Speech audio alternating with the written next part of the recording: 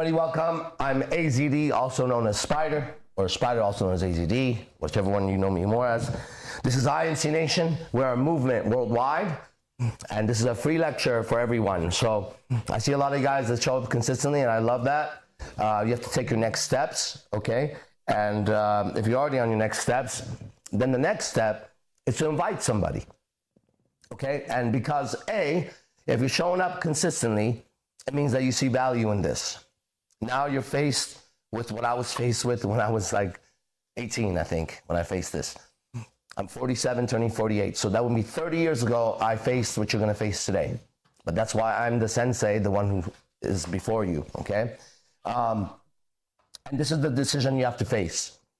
If you have something in your life that gives you value, and you value it enough to put your time every day in it, put your money in it, put your energy in it, okay? Then that means that's something that you're gaining a lot from. You have people in your life that you love, that you want them to do better, okay? Here comes the big decision, to tell them about it. Now, the reason why most people don't tell other people about it is they think that those people are gonna judge negatively on what you're studying. Now, this becomes very fascinating. Because if it's something that you're gaining from and it's your values, that means that they have a problem with those two things that you gain value from and your own values. This is why you have a hard time doing it, because you're gonna have to face the truth. At some point in my life, I had to turn my back on my mom and my dad, and they're the most beautiful people I've ever met in my life. Next to a few girlfriends that I've met. They're actually quite beautiful too, soul-wise. And I had to turn my back completely to them. Didn't speak to them for 4 years, actually, okay? And knowing me, if you know me and you know how close I am to my parents, then you would know that's a big decision. I turned my back on my girlfriend at the time. I turned my back on my job, on my team, on my second family, which was my martial arts family. I turned my back on everybody at some point because I had discovered Scientology from L. Ron Hubbard.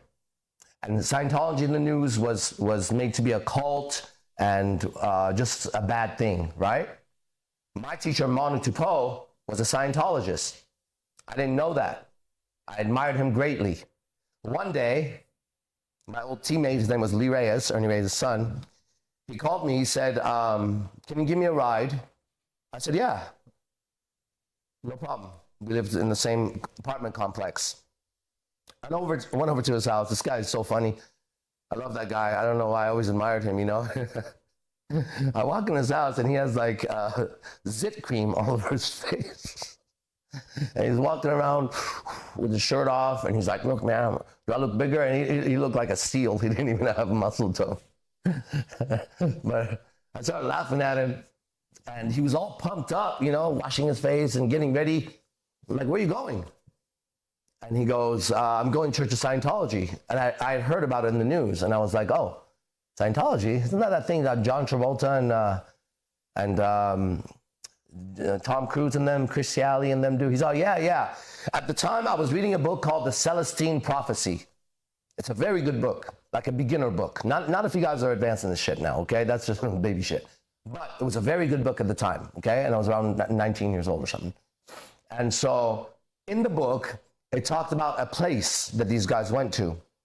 And I was so wrapped up in this book. It was like the book I was reading at the time.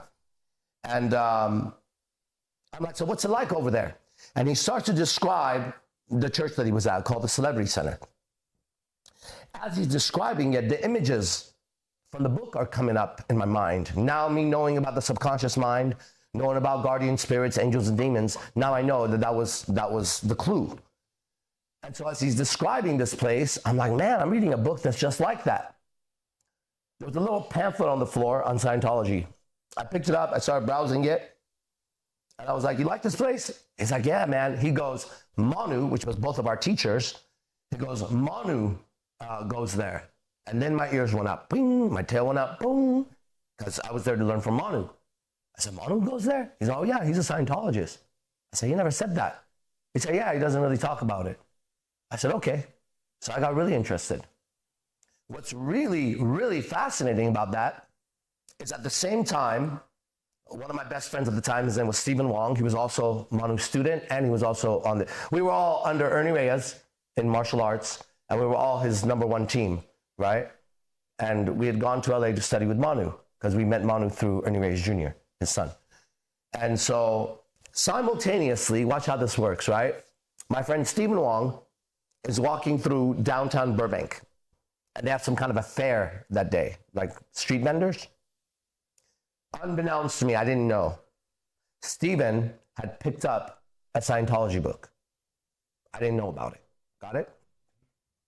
I drive Lee to the Church of Scientology, and as I drive up, it is so beautiful. If you've never seen the Celebrity Center, it's truly a beautiful place. And as I drove in, I was like, whoa, man, this place is gorgeous. I dropped him off. He took off. I drove back. I called Manu right away, my teacher. I said, Manu, you study Scientology? He's like, I've been a Scientologist for 35 years. I'm like, oh shit, why don't you say anything about it? He's like, it hasn't come up. I was like, all right. I said, I'm thinking about going there tonight, and I'm going to take Stephen with me. I hadn't spoken to Stephen yet. I just knew that we were going to hang out. And he said, okay. He gave me 2 advice that day. 1, he said, when you go over there, make sure you know what you're over there for. He said, have your own agenda. Agenda is something you're trying to get done. He said, they have their own agenda too, just like everybody else, but make sure you know what you're there for, number 1. Number 2, he said, nothing is true unless you observe it yourself. Remember those words, okay? So I'm excited to call Stephen. I'll call Stephen. Bro, what are you doing? Blah, blah, blah. Hey, man, I want to go to the Church of Scientology tonight. Have you heard about this place? He said, dude, you're kidding. I said, no. He goes, I just picked up a book. I was walking by and they gave me this personality test, and I bought this $5 book called New Stand on Life. I'm like, no way. So at this point, we already knew we were going to go. So we're real excited. We get in the car at night. We drive over there. They greet us at the door. They give us a tour. I was very rude, I remember. And I was really, really rude. Thinking back, I don't know why they put up with me. And then they give us a tour, and we sit down. And before we sit down, there's a little plaque on the wall. And I started reading it. It said Personal Integrity by L. Ron Hubbard. And so I started reading Personal Integrity. And at the end of it, the last paragraph really did something to me. It said, nothing in Dianetics and Scientology is true for you unless you have observed it yourself. And it is true according to your observations. That is all. L. Ron Hubbard. So I turned to, it was a lady, her name was Sarah. It was a girl named Sarah. I said, who wrote this? I saw the name, but I didn't put 2 and 2 together. She said, L. Ron Hubbard, the founder. I said, the founder of this church says that nothing is true in this church unless you observed it and it's according to your observations? She said, yeah. I remember I sat down. I said, sign me up for a course. Swear to God. She said, well, what do you? I said, anything is fine. Give me a beginner course. I said, because I had studied religion since I was a kid. I never heard a religious teacher say that. It was always pushing their ideas, right? I said, if the founder says that, I want to know more. So then I did my first course in Scientology. Why the hell am I telling everybody this right now? What do we start with? Oh, you guys being here and value of it, right? So I go to the course room, and I do a course, and I think it was the first one I did was some basic communication course, right? And it blew my mind. It blew my mind, right? I love wisdom. I love knowledge. And here was real wisdom, real knowledge. I knew right from the beginning. So I started going to the church every single day and studying every day, doing, whatever I could do at the time. And so I'm excited, right? And so then I come home. I come to visit my family in San Jose. And I go to my dad, and I'm like, Dad, I got these books, right? And he said, no. He goes like this, don't bring those books here. I said, what are you talking about? He said, that's garbage. I said, no, I'm studying it. It's not garbage, actually. He said, I already know everything. Ooh, and let me tell you, I have a lot more calibration now in my communication. We're talking, I was 20 years old, okay? Same fire, not as much experience. I said, how can you say that? And him and I started arguing, my dad and I, right? And he said, I don't want to see one book in this house from that man. It's garbage. They're going to brainwash you. Oh man, he was just saying all the wrong things to me. So I said, you're not going to see any of these books here, and you're not going to see your son here anymore. And I took off. Called my mom and said, that's it, I'm not coming over. 4 years later, I went back. Okay, 4 years later. And the same thing repeated with my friends. Because the first thing I did is call my best friend, Avi, which is the guy that I grew up with. Bro, we gotta go to this fucking church, right? So he says, okay, but he's kind of like, so we go in San Jose, we go to this So we go to the Church of Scientology, Los Gatos, a little place. And I walk in, I'm excited. I'm like, yeah, I'm from LA, Celebrity Center, this and that, acting like I'm a big shot. Right? They got this little church. I got this giant church over there. Right? I know shit. Been studying this for a couple of years. And then we go in, and, he's just kind of like, and I'm getting pissed off at him, So we go back, and then I'm like, what's wrong with you, man? He's like, well, it's cool. I'm like, it's more than cool, bro. I'm like, do you remember when we got the Tony Robbins cassette tapes when we were studying this shit?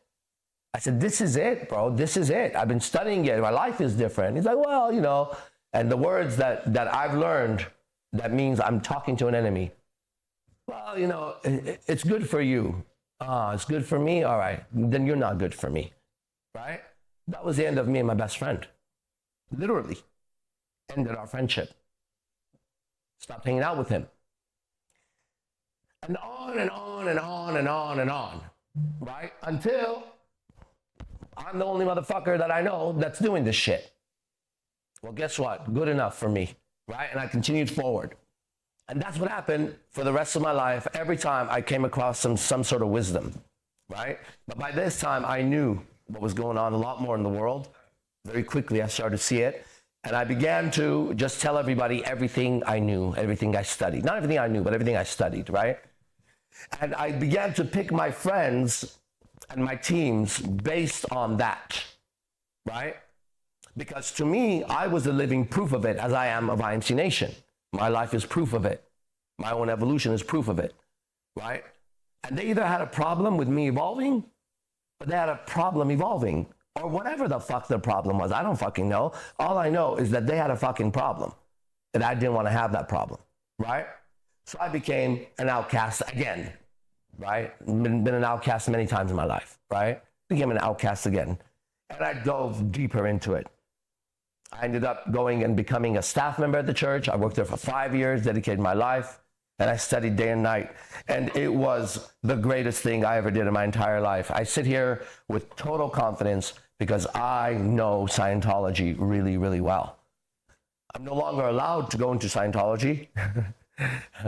I left and I got kicked out simultaneously. I have a habit of leaving and getting kicked out simultaneously of places, okay? And I realized that there was a difference between the founder and the purity of what he wrote and the people that came after him who were in charge of those writings to pass it on to people. This might be a story that's familiar to a Christian, a Muslim, and a Buddhist, right? That the original messenger was so pure, right? But the people that came after, they got involved with money and greed and sex and different things like that, right? And so I left, and I still hold the highest respect for Scientology and for L. Ron Hubbard, and I use it continuously to build my business and my life and my conditions and my friendships and everything else. So there's my little testimony of Scientology. But it brings me to this for you. Now I have a technology, it's called quantum leaping, okay? And this is what we do.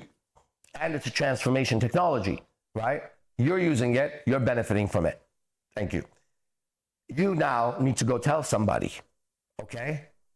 And I guarantee you, very quickly, you're gonna realize that they're not on your team, okay?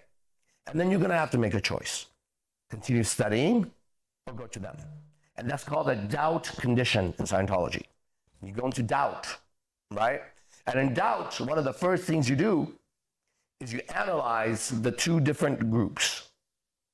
You take a look at the people that are against it and the people that are for it in this case. And what you do is you actually check the intentions and activities of those people. So our intentions and activities are every single day outside here. You see it?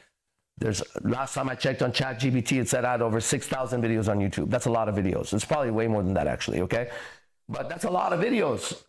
And every time I've ever done a video or been on camera, I've only been speaking about my own philosophy and my own mind, never anything else, okay? So if you want to know what we consist of, just check it out, all right? Or show up. 2, you check the intentions and activities of the people that are warning you. What's their intentions in life? What's their activities in life? What are they? Activities means what are they actively involved in doing, right? So my day today, I'm going to teach this class, then I'm going to teach a second class, more advanced, then I'm going to teach an advanced class. I'm going to finish at 1. At 1 p.m., I'm going to go home, so my girlfriend's going to be there, and we're actually going to talk about this stuff, and we're going to study this stuff. Whatever we watch on TV will be related to our process. Whatever we talk about will be related to our process. And we're going to hang out about that. That's going to go to around 4 or 5 or 6. At 5 or 6, take a little break. In that break time is when I do my own process, do my stretches, do my exercises, do a little bit of reading, or I go out with a new girl tonight. Because I met somebody that I like, and her and I may go out. If we don't, that's what I'm going to do. At 8 o'clock, at 7 o'clock, I teach again martial arts to the initiated. We're going to be, guess what? In our house, you can watch the video, doing martial arts, 7 to 8. At 8, I'm going to go back downstairs, and I'm going to get in the shower, and I'm going to start the process of getting ready to do what? To go out into the night and do what? This in field, to see if I'm bullshitting or if I'm true. I'm there to prove it again tonight. I'll be out until 1. That's our call time. 1, we get in the car, we drive home. We normally get home around 1:30, 1:40. When I get home, I get back into my process before I go to bed. Around 2:30 or 3 is when I will be sleeping, okay? And then I wake up and you'll see me again here, same thing. I wake up at 7 no matter what, okay? That's my day today, straight through, okay? Nothing hidden. If any of those moments you zoom into my life, you'll admire it. I know for sure. Because if you like this, it'll be this at different places, different times, different people, right? Different scenarios. That's our activities, okay? Our intention is to evolve, to grow as individuals and as a team. And to hell with anybody else who's not my team, to hell to anybody else who's not my family. I'm not here to save the world. I'm here to save myself and my people. And I have. That's our intention and activities. Then you check the intention and activities of anybody who's saying anything about me or INC Nation. But then there's another step. After you do that, you check the statistics. Statistics are measurable things that you could, like for example, I got 5 apples. That's a statistic. Now I have 10 apples. That's a statistic. I have 0 apples. Okay? You check the stats of the group. Are they doing well? Are they a climbing stock? Are they a crashing stock? You check our stats. Just like this, straight up. Okay? You check the stats of the people that are warning you. And I'll bet you they're crashing. I know this already. Okay? After you clearly see for yourself the two groups, you make a decision which group you belong to. Because you can't walk like this. One path goes that way, one path goes that way. And you're not going to go anywhere. Okay? You're just going to spin in circles. After you decide which group you belong to, you make an announcement publicly. Believe it or not. What's publicly mean? You go and tell anybody who needs to know, I am now part of this and no longer part of that. And that handles any doubt that you have as a formula. And I learned that from L. Ron Hubbard. So I don't stay in doubt in my life. If I'm doubting a relationship, I check the intentions and activities of the girl. I check my intentions and activities of what I'm doing. I check the stats of the girl. how she's doing in life. I check my stats. Decision made. I'm on my team. Would you like to join or not?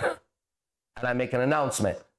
I'm not with you anymore, or if you're going to be with me, you're going to have to get your shit together because I'm not part of that shit.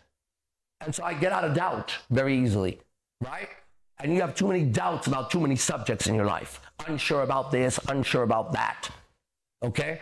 Every single person who's ever been in IMC, and some people have been here for years and in and out and shit like that, whenever they left, they did worse, okay? Because our stats keep climbing. And they didn't know this formula of doubt, right? They also didn't realize that the people that didn't want them to study this didn't want them to get better. It's a fact. Because that's all we do, we just get better, okay? Now, getting better means to change conditions of where one is, right? So, example, something I've seen with women, right? A woman studying this starts to dress more moderately, not so skimpy all the time. She starts to have some self-respect for herself, some dignity, okay? She drinks less. She doesn't go out getting trashed, right? She doesn't post pictures the same way. But she has a group of friends that she's been around for a long time. And they feed off of that. The demons, these are demons. I'm an exorcist. I believe in angels and demons. The demons will try to pull them back in, right? You've changed. You don't go out anymore. Why are you being like that, right? And I see them, this, boom, crash, okay? And then there's my women who just keep going up. You know, if you see my women, they're probably older than you, and they're much prettier than you. They're much more vibrant than you. They have everything you would ever want. Everything you would ever want, okay? Because they keep growing. And when life, the code of life is evolution. That's what we realize. That's why we're not sorry about anything we say or do, because we evolve. And evolution requires you to change. And change is going to have pain in it, right? The caterpillar turning into the butterflies, going to the cocoon and grow fucking wings out of it. Okay, the bird jumping from the tree crashes. I don't know if you know that. Just so you know, birds have to learn to fly, right? And there's a moment where the baby chick is at the edge of the fucking thing and mother takes off and lands on that branch. And the little bird's like, chirp, chirp, chirp. Mother's like, motherfucker, you better jump, right? A lot of times these birds, they crash, boom, and they get eaten, okay? Mother gets sad about it, but mother understands God better than you and I understand God, because mother is being God at that moment, right? So mother just lays another egg. I just get another girlfriend. I just get another student, another teammate, because God will keep providing for evolution. It's his code. Life evolves, okay? And so there's a jump and there's a pain and there's a fear, right? And then your wings get stronger and stronger and stronger and stronger. Eventually you're flying, and then other people are looking at you. Now I'm going to end it with a story that I learned in martial arts when I was young. One day, there was an eagle's nest on top of a chicken coop, the tree, and the egg fell into the chicken coop. It just happened to fucking fall right where the chicken had laid his own eggs. So it fell right in. Mother chicken, being away for a minute, comes back, doesn't notice, sits on the fucking egg. One day, the eggs hatch. Well, there's a baby eagle in there and a bunch of chickens.